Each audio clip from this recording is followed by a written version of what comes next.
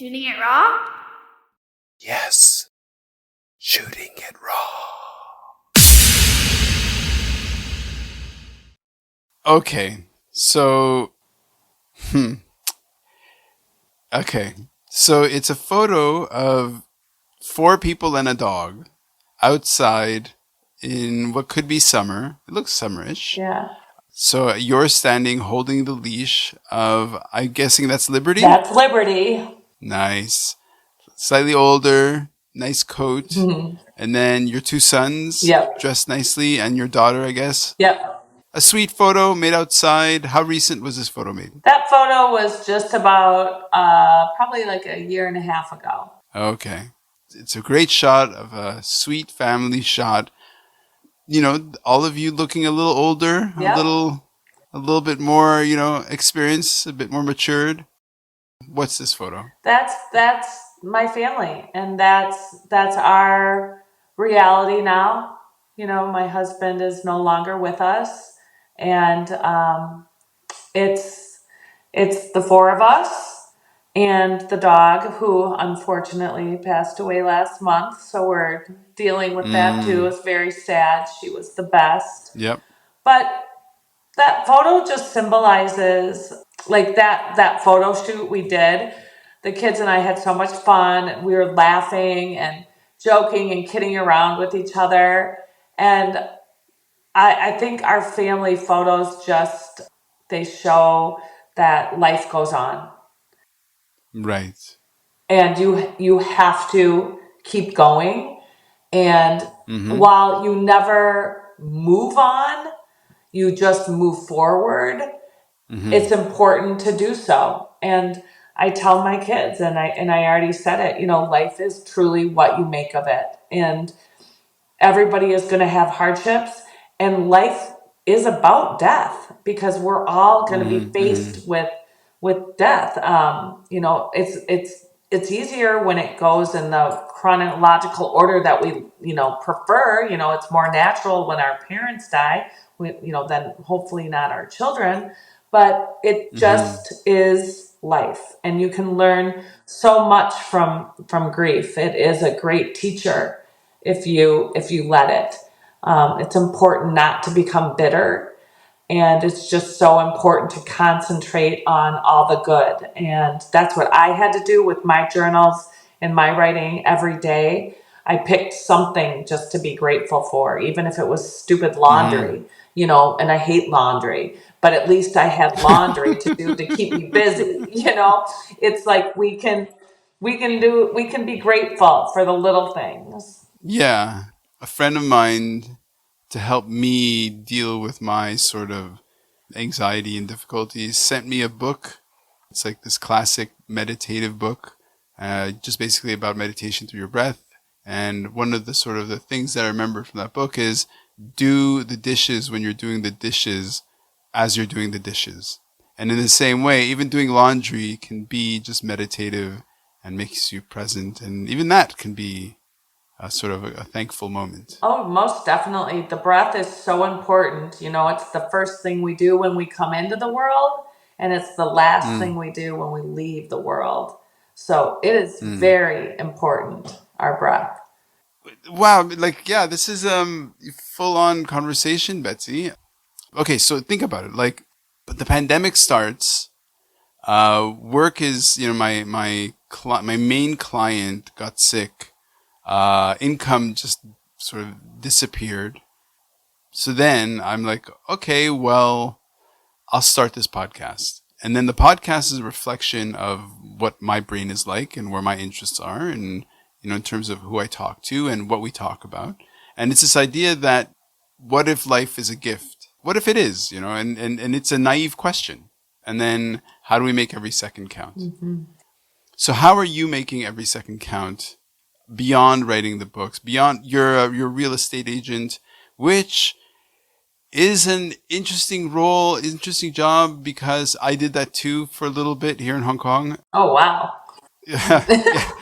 You meet people who in their lives are going through a transition of trying to find a new place, either because they're upgrading or downgrading or whatever it is. And so why don't you connect the dots for somebody who might think like, real estate agent, property agent. Like, what is the poetic, what is the philosophical, what is the deeper meaning behind, connect the dots for people of what it is to take a family or a person looking for a new home. What is that? Well, for me, it has always been trying to find the perfect backdrop for their life, because Mm-hmm. your home is typically where you're making your memories. And for Right. me, that has always been really important. As a little girl, I would walk around and look at houses and say, "Oh, I could make that cuter if I, added a flower box or painted it." Or that was just how my Mm-hmm. brain worked. And I have been able and lucky enough to, turn that into a living, because that's what I do Mm-hmm. for a living now. But I find great joy in helping people discover like what they want that backdrop to be, and where they want it Mm. to be, and how they want it to look like. So has it happened that, because it's a funny thing to be in that space where you're like, you're just meeting people off the street in a way. You don't know who crosses paths with you. You don't know their stories. And similarly, they don't know your story. So they probably see this sort of bright, joyous, attractive, fun. Oh, here's this nice home. Life is idyllic.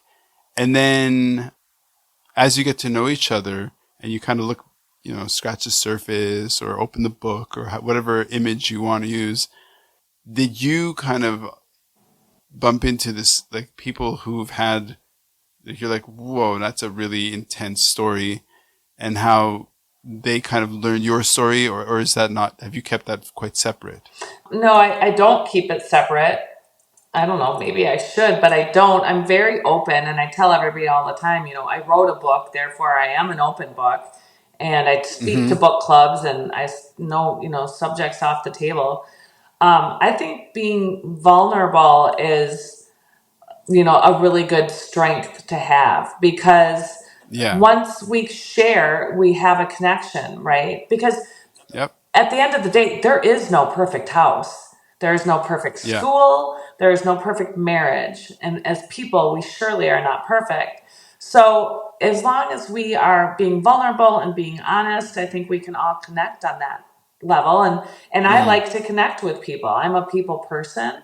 So for me, that's important. I mean, I don't go around, screaming like, "Oh, my husband died by suicide." I mean, if it Right. comes up, we talk about it. And I always am like, "Woof, I got a story," "Oh, you got to let," Yeah. and everybody's like, "Whoa, yeah, that is a story." So Mm-hmm. I had never known anybody that had died by suicide. I had never known a friend of a friend who had died by suicide. So I got a crash course in it, and let Right. me tell you, it's been eye opening, and it's a very difficult subject, but one that we do need to talk about.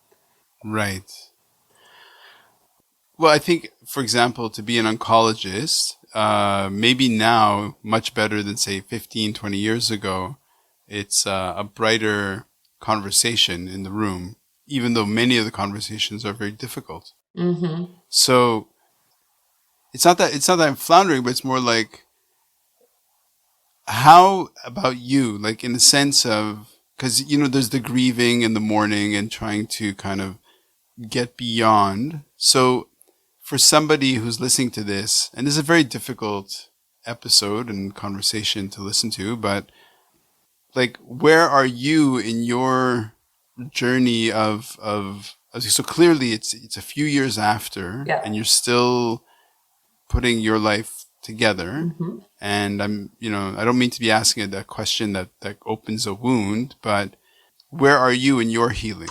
Um, well, I will tell you, I have done a lot of work in this department. I think the more work you put in, the better results you have. Like, I'm not, by nature, I'm not a sad person. I didn't like being Mm-hmm. sad. It didn't feel natural to me. I wanted to know that there were going to be brighter days ahead. So that's what I Mm-hmm. focused on. I wake up every morning, I start my day in prayer, meditation, gratitude, and journaling, just every day, no matter what. Some days it's 20 minutes, Wow. some days it's an hour, some days it's 5 minutes, but that's how I start my day every day.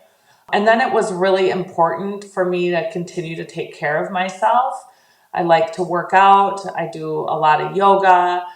And a funny story, I thought I was going on a yoga retreat, but it actually ended up being a silent meditation retreat. And so Oh, wow. it was actually the coolest thing because I tried to meditate, but I really never knew Mm-hmm. how.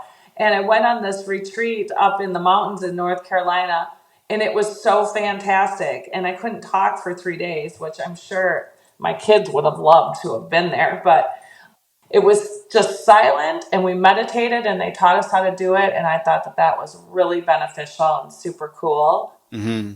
And then also, we all went to therapy. We did family therapy, and then we each had our own individual therapists.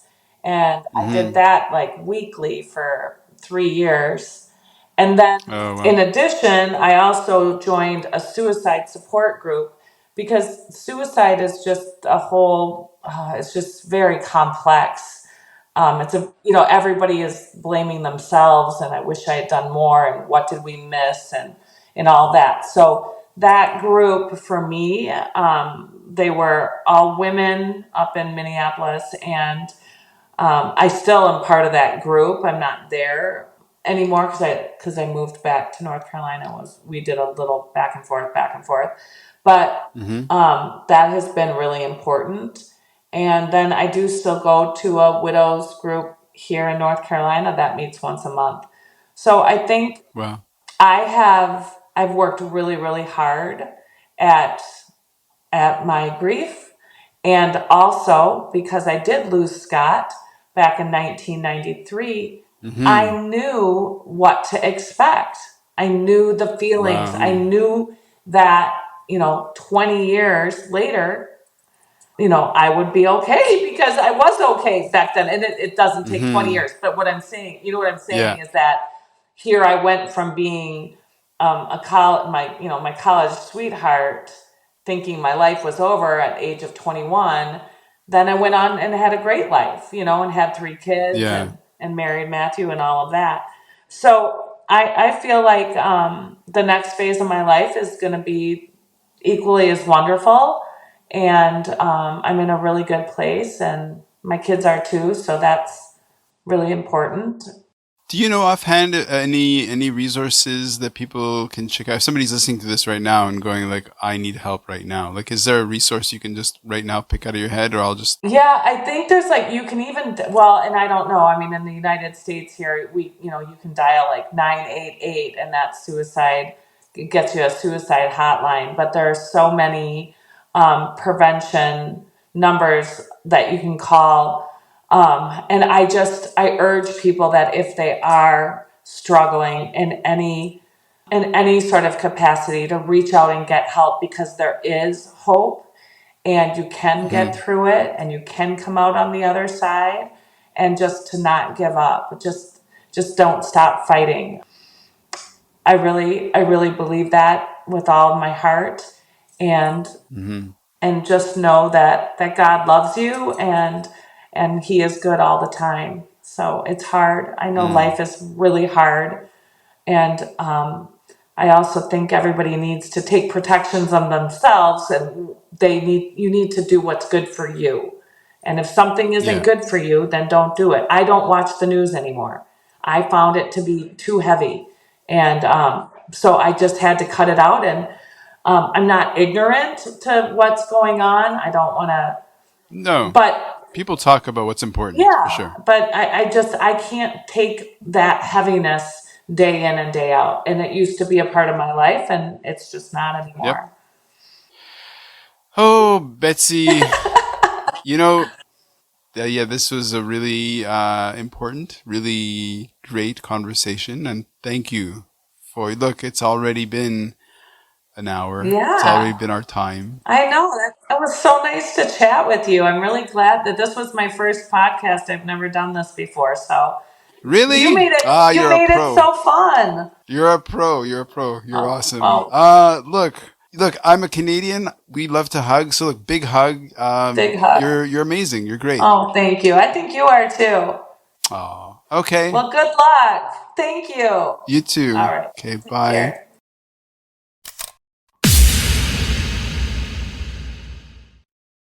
So, is life really a gift? Really? Can you make every second count?